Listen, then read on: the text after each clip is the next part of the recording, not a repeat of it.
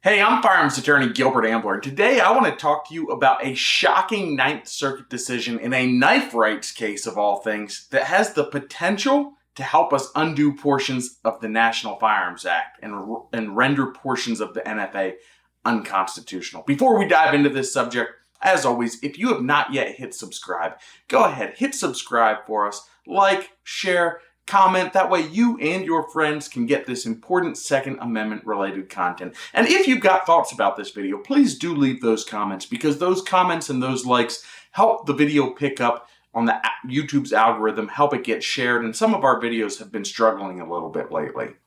The case we need to talk about today is Teeter versus Lopez, and it's a case out of Hawaii involving butterfly knives.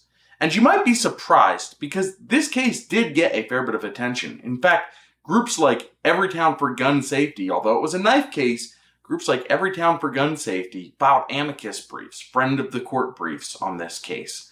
So what was going on, and why does this decision matter so much? Well, back in the 1990s, Hawaii decided to ban butterfly knives.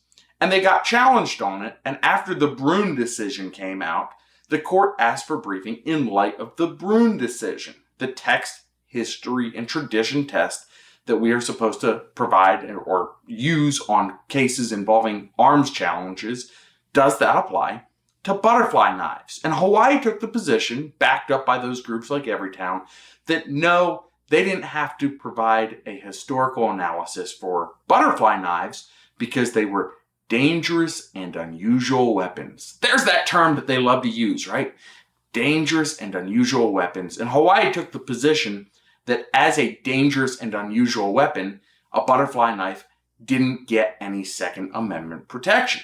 Now, fortunately for us, the Ninth Circuit did not rule that way. And this is the Ninth Circuit Court of Appeals. It's very rare that we get to celebrate what the Ninth Circuit is doing, but here's one of those cases. We're going to talk about their decision, and I'm actually going to read to you a portion of that decision. This is what the Ninth Circuit Court of Appeals said. Secondly, we similarly reject Hawaii's argument that the purported dangerous and unusual nature of butterfly knives means that they are not arms as that term is used in the Second Amendment.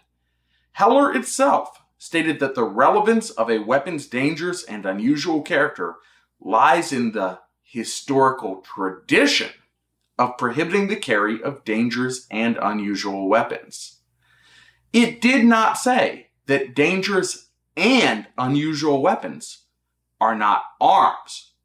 Therefore, or rather thus, whether butterfly knives are dangerous and unusual is a contention as to which Hawaii bears the burden of proof in the second prong of the Brune analysis.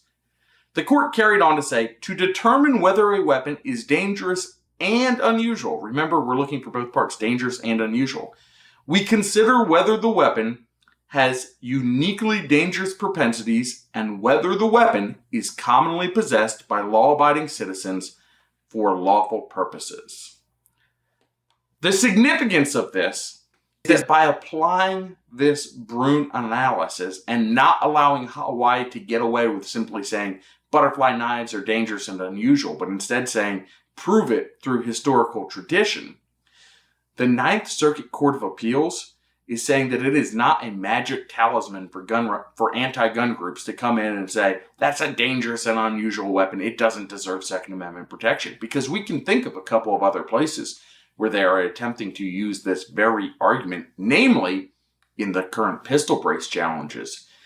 I don't know if you recall this or not, but in the pistol brace challenges, the ATF has been arguing that because short-barreled rifles are dangerous and unusual weapons, according to the ATF, that they don't have to apply the Brune test. They don't have to support a historical tradition to show that infringements on those particular weapons are constitutional. Of course, we have been taking the position, as all of the plaintiffs in the pistol brace lawsuits have been, that you still have to apply the Brune test, and the Ninth Circuit Court of Appeals decision here says exactly that.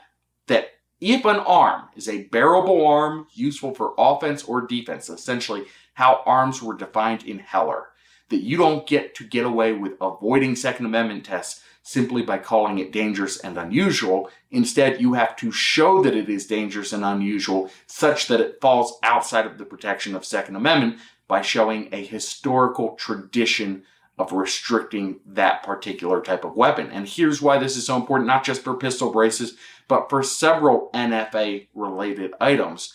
I think that the ATF and other groups that would defend those items are going to really struggle to provide a historical tradition back to the time of the founding to show that things like short-barreled rifles were regulated. And that's because I simply don't think it is true. Of course, ultimately, that will be up to the courts. Nonetheless, this is a great win. It's great to see a win out of the Ninth Circuit. It's great to see a win that can be leveraged down the road in some of these other cases. And I'm excited about where this can go, because this line of reasoning is a very powerful line of reasoning and a correct line of reasoning by the Ninth Circuit.